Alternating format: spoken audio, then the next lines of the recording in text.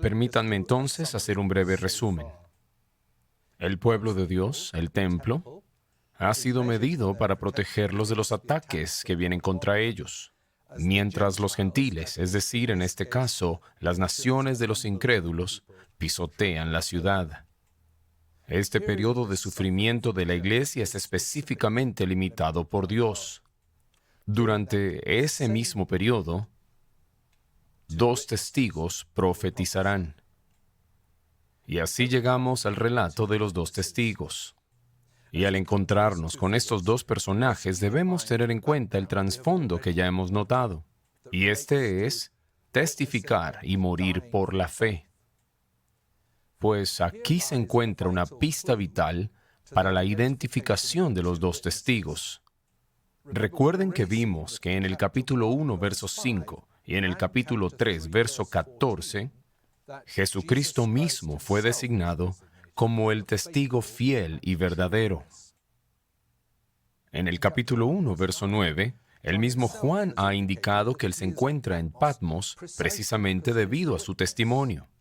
En el capítulo 2, versículo 10, se insta a la muy elogiada iglesia de Esmirna a ser fiel hasta la muerte. En el capítulo 2, verso 13, en la carta a Pérgamo, Antipas, un reciente mártir de la fe, es llamado por Cristo mi testigo fiel. En el capítulo 6, verso 9, los mártires son descritos como muertos por causa de la palabra de Dios y el testimonio que mantuvieron. Entonces sabemos que el libro está lleno de la idea de dar testimonio de la salvación de Dios, ya sea Jesús o el pueblo de Dios que es como Jesús y están llamados a testificar. Entonces, veamos el capítulo 11, versículo 3.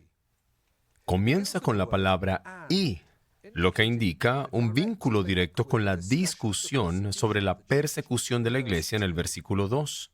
Y ahora se nos muestra que el pueblo de Dios ha sido medido para su protección y deben testificar hasta el punto de la muerte. Por tanto, parece correcto entender que los 2 testigos representan simbólicamente la verdad del testimonio de la iglesia. Como recordarán, se requieren 2 testigos para que la verdad sea establecida en tiempos bíblicos. Eso lo descubrimos en Deuteronomio 17, verso 6, y también en el Nuevo Testamento, Juan 8, 17 y Marcos 14, versos 56 al 59. En segundo lugar, la iglesia se modela a sí mismo en Cristo, quien ya ha sido llamado el Amén, el testigo fiel y verdadero, en el capítulo 3, verso 14. El verdadero testimonio implica estas 2 facetas, fidelidad y verdad. Entonces, hablemos un poco acerca de testificar por el poder del Espíritu. La identificación de estos testigos con la iglesia sufriente se refuerza cuando son llamados 2 candelabros en el versículo 4, una descripción que solo se le ha dado a la iglesia anteriormente en este libro. No hay duda de que esta es una misión dolorosa. Y esto se refleja en la frase, están vestidos de cilicio, en señal de luto, ya que muchos morirán por su servicio al Señor. Sin embargo, el pueblo de Dios es un pueblo hermoso, y por eso aquí también se les llama 2 olivos. Pero antes de mirar los olivos, permítanme decir que en vista del verso 5, si pueden mirarlo, algunos piensan que los 2 testigos se refieren a una aparición o reaparición de Moisés y Elías justo antes del fin. Otros han sugerido que se refieren a la ley y los profetas o a los profetas y los apóstoles. Otros han dicho que se refieren específicamente a los mártires de la iglesia.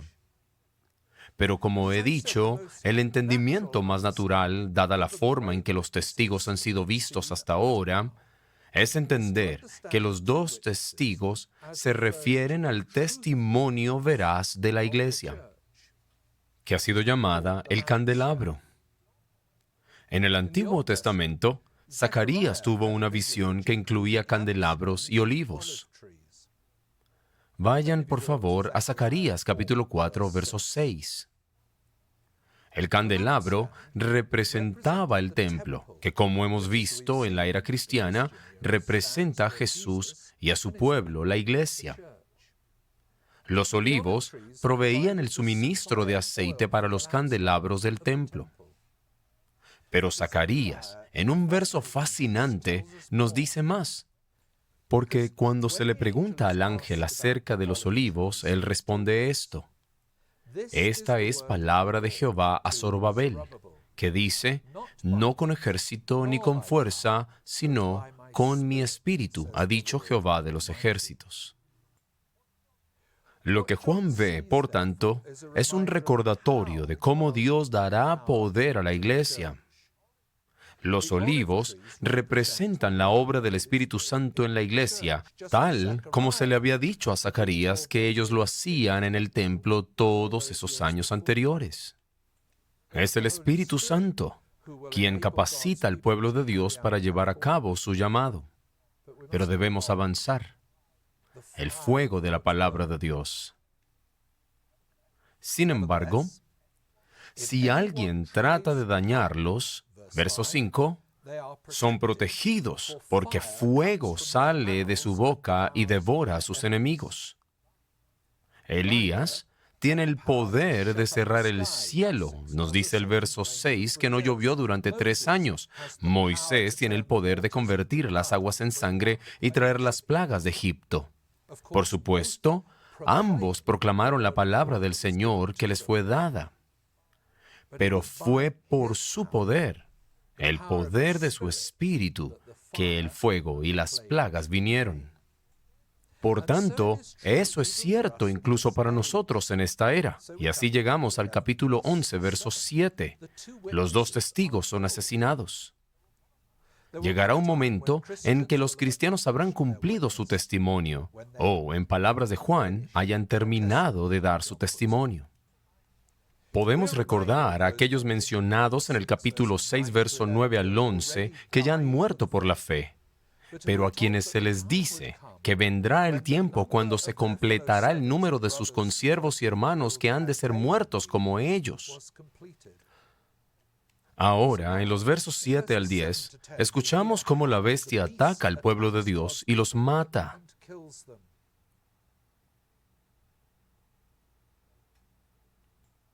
Esto podemos leerlo en los versículos 7 al 12. Pero hablemos de la bestia. Juan recurre al profeta Daniel para explicar lo que ve en esta visión continua. Se nos presenta una figura llamada la bestia, de la que escuchamos más en Apocalipsis 13 y 17. Ya vimos en el capítulo 9, versos 1 al 2, que el abismo es el lugar donde se encuentran las fuerzas de Satanás. Así que surge la pregunta, ¿está Juan describiendo ahora un evento específico que sucede al final de la era antes del regreso de Cristo? ¿O es algo que ya ha ocurrido? ¿O algo que continúa ocurriendo? Yo creo que Juan sigue hablando aquí acerca de la experiencia de la iglesia y el pueblo de Dios en esta tierra. Noten que Juan dice la bestia que sube. Esto no es algo en el futuro, sino en el presente. Pero también es una apariencia que parece estar en curso. En otras palabras, como lo dice un comentarista, es un aspecto permanente de su carácter. El hecho de que la bestia continúa subiendo del abismo. Como veremos en un momento, la experiencia que se describe aquí es muy similar a la experiencia de la iglesia a través de la historia. En Daniel 7, surgen 4 grandes bestias que representan reinos que han peleado contra el pueblo de Dios. Pero la 4ª bestia se describe como la más terrible, que aplastaba y devoraba a sus víctimas. Y leemos en Daniel 7, verso 25, que los santos, el pueblo de Dios, les será entregado por un tiempo, tiempos y medio tiempo. Esto parece describir exactamente lo que Juan ve. Una bestia que tiene poder durante 3 años y medio, un tiempo limitado bajo la soberanía de Dios, quien matará y vencerá al pueblo de Dios hasta que el juicio sea pronunciado por Dios y su pueblo posea el reino. Los testigos continúan haciendo su trabajo bajo diferentes gobernantes, reinos y pueblos. Y cada uno de esos gobernantes pensará que finalmente se han deshecho del testimonio cristiano para su país o su generación. Yo nunca olvidaré los titulares de los periódicos cuando era niño en Inglaterra acerca de Madame Mao. Probablemente recordarán a Mao Zedong, jefe del Partido Comunista, el líder de China, y su esposa dirigió el Partido Comunista en la ciudad de Shanghái. Ellos atacaron con saña a los cristianos. Y en un punto ella anunció la muerte del cristianismo. Y lo puso en los periódicos y dijo, olvidé exactamente cómo lo expresó, pero algo como el cristianismo ha muerto en Shanghái y en China. Y las noticias se extendieron tanto que incluso nos enteramos en nuestros noticieros en Inglaterra. La iglesia había muerto. Y así, el enemigo parece ganar. Pero sabemos, por supuesto, que no muchos años después, China se abrió de nuevo y la gente pudo volver a entrar, los misioneros cristianos y otros pudieron entrar y pudieron ver una iglesia que era mucho más grande de lo que había sido incluso antes de que Mao llegase al poder. Entonces, Satanás o la bestia parecen ganar. La iglesia parece morir. La victoria parecerá ir al enemigo. El testimonio del Evangelio parecerá haberse extinguido en varios lugares y varias veces a lo largo de la historia de la iglesia. Está allí en los versos 9 y 10. Además, en el verso 10, los habitantes de la tierra se regocijarán por todo lo que ha sucedido, especialmente por aquellos que han sido martirizados, esos cristianos moribundos y sufrientes. Es una imagen horrible, ya que ellos celebran mientras los cristianos son asesinados y sufren. La razón por la cual estas personas malvadas se alegrarán y celebrarán es bastante sencilla. Se nos dice que la iglesia o los 2 testigos los han atormentado. En otras palabras, el testimonio repetido del pueblo de Cristo sobre el juicio y la salvación, el pecado y el perdón ha enojado profundamente a los incrédulos. Así que ahora se complacen en haber tenido, tal como lo ven, su venganza al ganar esta batalla. Este regodeo continuará a medida que los cuerpos de los testigos yacen en la calle de la gran ciudad. La ciudad aquí es el lugar de los habitantes de la tierra, verso 10, donde viven. En otras palabras, es un símbolo del lugar donde Satanás tiene su trono. Como el capítulo 2, verso 13, habla de la ciudad de Filadelfia. Específicamente, Juan la llama por 3 nombres diferentes a esta ciudad. Primero la llama Sodoma. Sabemos que la gente de Sodoma se negó a arrepentirse cuando Lot les dijo lo que iba a pasar y luego fueron juzgados. En segundo lugar, la ciudad es llamada Egipto. Egipto es otro ejemplo para el pueblo de Dios, de un lugar que se opuso con arrogancia al testimonio de Moisés mientras proclamaba la palabra de Dios, y tuvieron tiempo para arrepentirse. Hubo 9 plagas antes de la última, pero no se arrepintieron. Y finalmente, Algo un poco más difícil de entender. A la ciudad se le llama el lugar donde también el Señor fue crucificado. Por supuesto, es Jerusalén, el lugar que finalmente crucificó a Cristo, quien quedó como el hazmerreír por 3 días. No es de extrañar que los incrédulos se regocijen, porque la batalla ha sido de ellos y la bestia aparentemente ha ganado.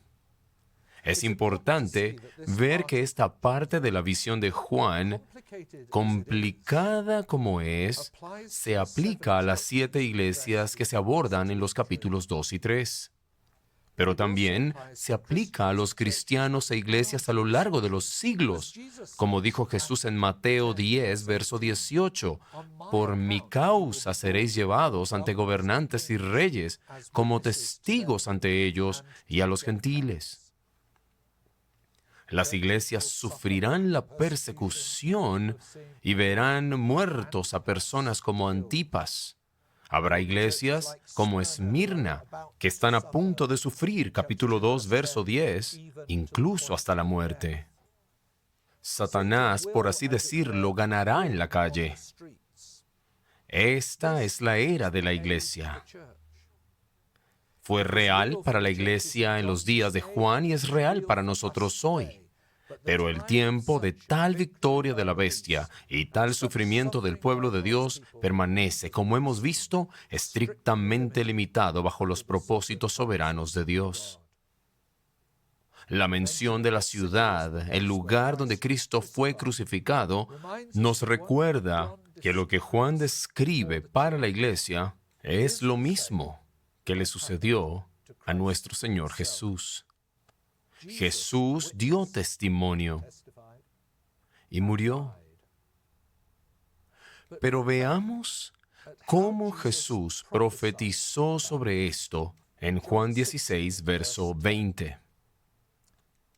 Y ustedes podrán ver exactamente las mismas ideas en los labios de Jesús, como pueden verlo en este capítulo que estamos estudiando. Jesús dice esto: de cierto os digo, que vosotros lloraréis y lamentaréis, y el mundo se alegrará, pero aunque vosotros estéis tristes, vuestra tristeza se convertirá en gozo. Para el momento en el que todo esto está aconteciendo, el regocijo del mundo parece seguir y seguir. Sin embargo, lo que encontramos, por supuesto, es que bajo los propósitos soberanos de Dios, el tiempo para ese regocijo es limitado. Cristo fue protegido y sellado. Él resucitó de entre los muertos. No habrá una segunda muerte para Él. Y esta es la ruta que la iglesia debe seguir y esperar seguir. La iglesia sigue a Cristo más allá de la muerte también. Y eso es lo que vemos en los versos 11 al 13. Vamos a mirarlos, donde los 2 testigos resucitan después del tiempo limitado por Dios de 3 días y medio. Así que los versos 11 al 13, los 2 testigos resucitan. Después del tiempo limitado por Dios de 3 días y medio, ocurre un evento asombroso. Si hemos entendido cómo la iglesia sigue a Cristo, entonces lo que sucede a continuación no debe sorprendernos indebidamente. Leemos que el aliento de vida de parte de Dios entró en los testigos. ¿Es de extrañar que el terror golpeó a aquellos que los vieron? Dios los resucitó delante de sus enemigos. Y leemos que otra gran voz del cielo los llamó: suban aquí, suban aquí. Y vemos que subieron al cielo en una nube, suben en gloria como pueblo protegido de Dios. La nube es un símbolo, como hemos visto, de esa gloria y protección como lo había sido en el desierto para los israelitas y Moisés en Éxodo 24. Por supuesto, en última instancia, todo esto se cumplirá plenamente cuando Cristo regrese y en el día del juicio. Pero ese no parece ser el punto de Juan aquí. De hecho, parece que esta resurrección está unida a un juicio. Pero aún es solo un juicio parcial, ya que el día final aún no ha llegado. Verso 13 dice que hubo un fuerte terremoto que, como hemos señalado, representa tiempos de juicio. Pero solo una décima parte de la ciudad se derrumba. Un número específico de personas murieron y hubo sobrevivientes. La cifra de 7.000 muertos es bastante oscura. Puede representar alrededor de una décima parte de la población de la ciudad de Jerusalén en días de Juan, o puede ser una figura simbólica para el número elegido por Dios. Pero el punto importante es que el número es limitado. Pero notemos otras tres cosas. Verso 13. Algunos dieron gloria a Dios. Lo que Juan está viendo es lo siguiente. Sin importar cuántas veces las iglesias son destruidas y el pueblo de Dios es martirizado, exiliado o perseguido, y sin importar cuántos incrédulos alrededor del mundo puedan celebrar estos eventos, Dios continuará siempre levantando la iglesia para sí mismo. Y esto será un asunto de terror para aquellos que miran, porque si tan solo observaran, verán que algo absolutamente sobrenatural está sucediendo. Verán evidencia de que Dios está protegiendo no solo a individuos, sino también a su iglesia como una comunidad que da testimonio en este mundo. Sin embargo, maravillosamente, habrá algunos que no mueran en el juicio que acompaña a la resurrección de los dos testigos, quienes ahora darán gloria al Dios del cielo. Y aquí hay otra indicación de que aún no hemos llegado al tiempo del juicio final. Y así la iglesia continúa testificando. Por mucho que lo intente, la ciudad de este mundo no puede erradicar la iglesia de Dios. Y tan pronto como cree que lo ha hecho, entonces surge de nuevo.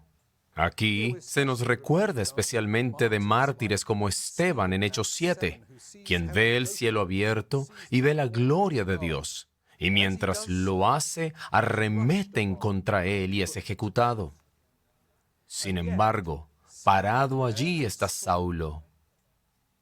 Y más adelante, aquel que estuvo involucrado, al menos pasivamente, en la muerte de Esteban, a través de la intervención de Dios, cuando ve la gloria de Cristo en el camino a Damasco, llega a la fe y se convierte en un líder de la iglesia. Es como si hubiese muerto y resucitado.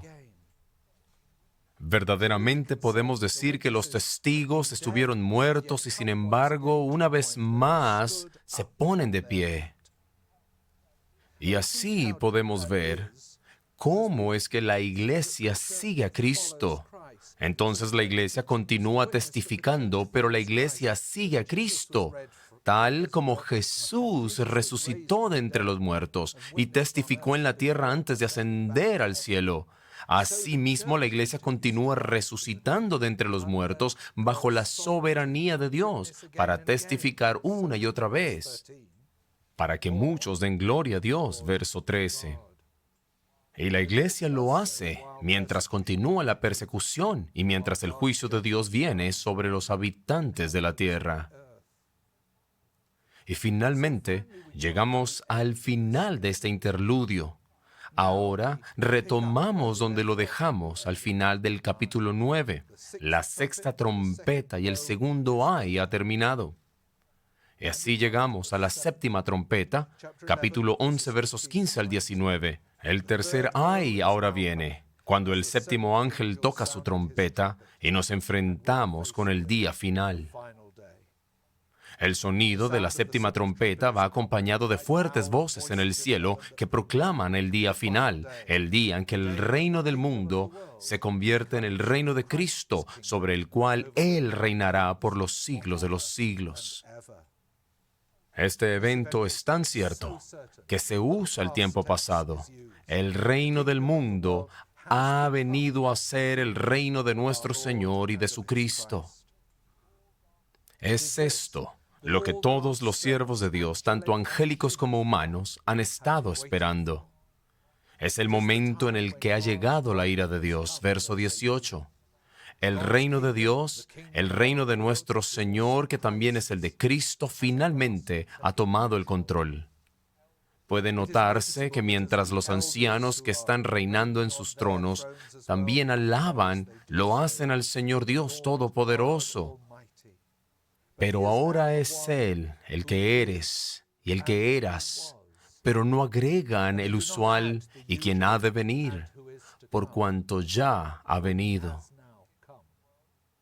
El reino del mundo es reemplazado por el reino de nuestro Señor y de su Cristo, el ungido. Juan, por supuesto, no está diciendo que Dios no era rey antes de este tiempo, porque Él es soberano sobre todo el universo, por toda la historia, y es el único Señor. Nunca antes, sin embargo, las naciones de la tierra han tenido que reconocer este hecho. Ellos han rechazado deliberadamente esta verdad. Pero los creyentes en todas las épocas, Antiguo y Nuevo Testamento, siempre han reconocido el reinado del Señor. No obstante, en el último día nadie podrá negarlo, y su poder se mostrará en plena salvación y pleno juicio permanente. En el verso 19, llegamos al final por ahora de esta descripción del último día.